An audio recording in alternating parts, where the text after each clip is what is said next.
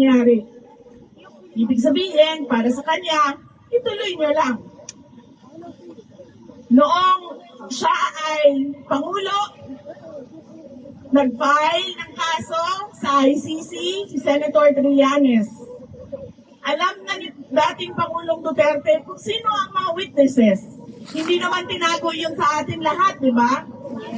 Paulit-ulit ang investigasyon at pagbibigay testimonya ni Las Cañas at ni Mato-Bato. Meron ba siyang ginawa kay Las Cañas o kay Mato-Bato o kay Trillanes man? Wala. Buhay na buhay ang buhok.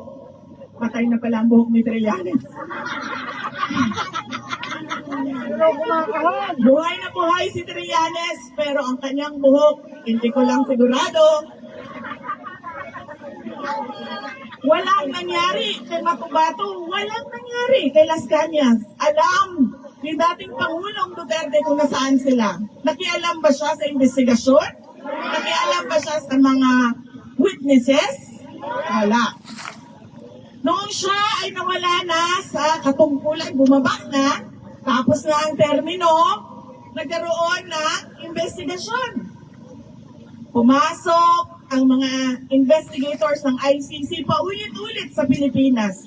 Alam ko, at sinasabi namin sa kanya, alam namin, dahil nakikita namin ang records, anong sinabi niya? Pabayaan niyo sila mag-imbestiga. Noong nagkaroon ng Quadcom hearing ang bahay ng mga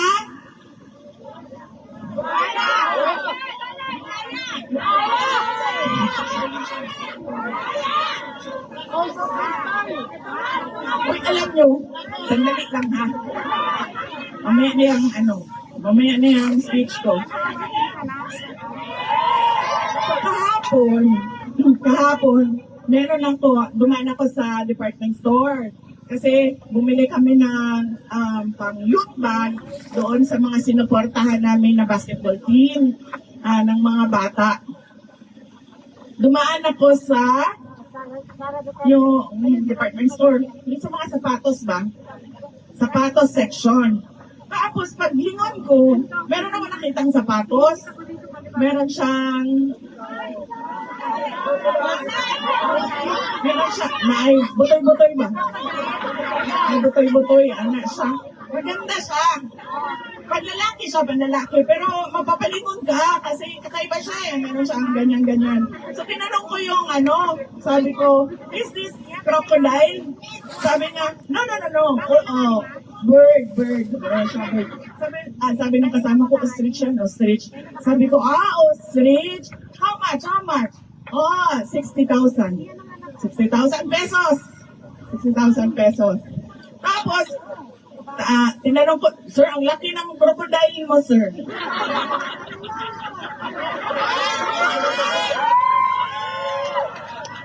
Tapos, meron pong representative ang House of Representatives dito. So, ipakita mo sa kanila ang buhaya. Ayan, t-shirt, buhaya.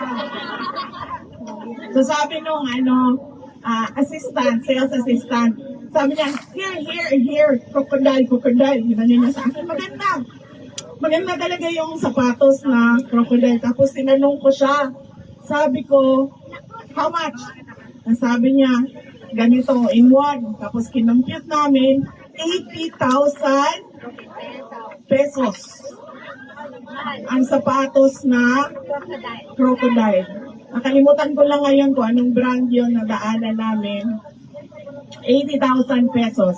Ibig sabihin, kapag binalatan natin ang ating mga congressman at ginawa natin sapatos yung kanilang mga mukha, ikita tayo ng 80,000 isang pares ng sapatos.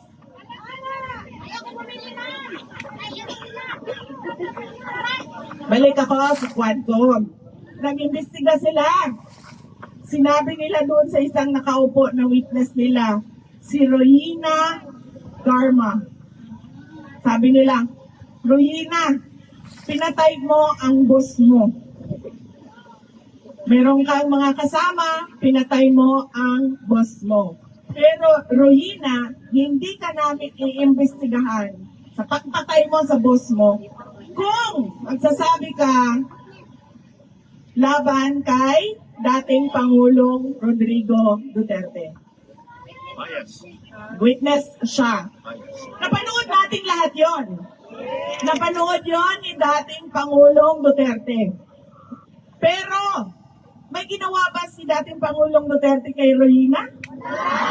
May ginawa ba tayo kay Rohina maliban sa sinasabi natin online, sa social media natin? Wala. So, ibig sabihin, ibigay na nila yung interim release. Ang tagal na ng mga witnesses na nandyan. Walang nangyari sa kanila. Hindi pa siya Pangulo, naging Pangulo siya, hindi na siya naging Pangulo, nandyan pa rin yung witnesses na sinasabi nila. Ibig sabihin, hindi siya makikialam sa investigasyon o sa trial man. Ang susunod na pwedeng magpa-interim release o hindi pwedeng magpa-interim release kapag nagdududa ang korte na gagawa ka ng krimen. Wala ngang krimen eh. So ano pang mga susunod na krimen ang gagawin mo?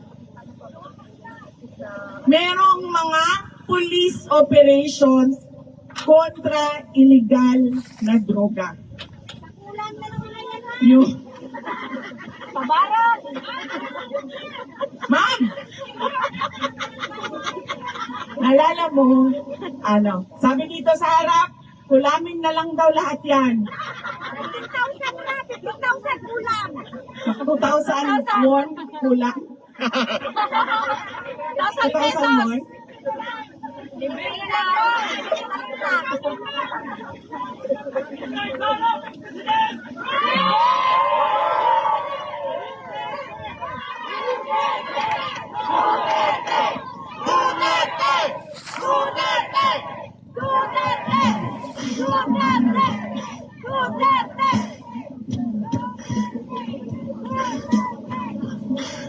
Pasensya na ha. Sinisipon kasi ako na masakit yung lalamlinan ko. Kasi kinain ko yung mga sasarap na ice cream ninyo dito sa Korea. Paggising ko, ang sakit na nung, meron na siyang parang bukol dito dalawa. At parang sinisipon na ako dahil sobrang init. Grabe, maninginit ninyo. Uy, Grabe init sa Korea.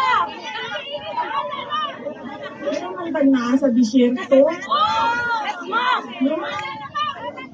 Normal ito. Yes, ma'am. Ito ang new normal nyo. Mag-adjust kayo. It's not new. Ganyan na talaga yan.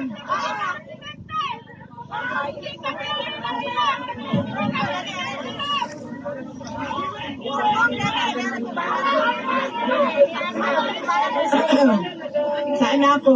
Sa interim release. Kaya, ibigay. Hinihingi natin na ibigay niya na yan. Hindi naman niya tatakbo. 80 years old, may mga sakit. Ang gusto lang niya, umuwi ng Davao City. Lahat ng witnesses niyo, buhay na buhay, simula noon hanggang ngayon. Si Trillanes, aabot na yan ng senior citizen. Diba? Walang nangyari sa kanya. Kahit yung kulam mo, ma'am, hindi effective.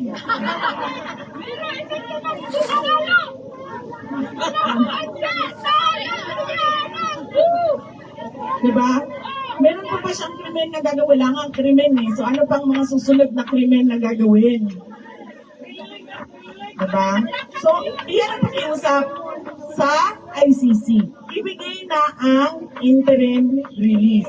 Ang susunod, yung jurisdiction na naririnig ninyo lagi.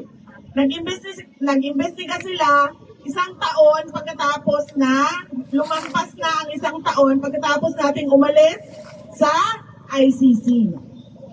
Ibig sabihin, hindi ka na pwede mag-imbestiga. Kasi meron lang period na pwede ka mag-imbestiga. Labas nun, hindi na pwede. Kasi ang lalabas niyan, kung walang period, ay pwedeng buong buhay mo, 100 years na ang dumaan, ay mag-iimbestiga pa rin sila. Hindi pwede yon.